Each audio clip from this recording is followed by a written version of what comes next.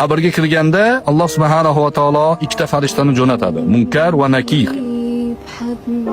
Ular o'sha vafot etgan odamni o'tkazib qo'yishni savol-javob qilishadi. Biz ko'rib turgan qabrning ichida bo'lmaydi. Lekin barzakh olamida xuddi shunaqa qabr holatida savol-javob bo'ladi. Shaklini bilmaymiz, lekin Rasulullohdan kelgan hadis shu. O'tkazib qo'yib, jon unga qaytib kiradi, savol-javob qiladi farishtalar. O'shanda man robbuk deydi. Robbing kim? Siz Robbim Alloh desangiz, birinchi imtihondan o'tdingiz. Va ma dinuk deydi. Dining nima deb so'raydi. Dinim islom desangiz, ikkinchi savoldan o'tasiz. Uchinchisida bu kishini taniysanmi deydi. Rasululloh sallallohu alayhi va sallamning suratlarini ko'rsatadi.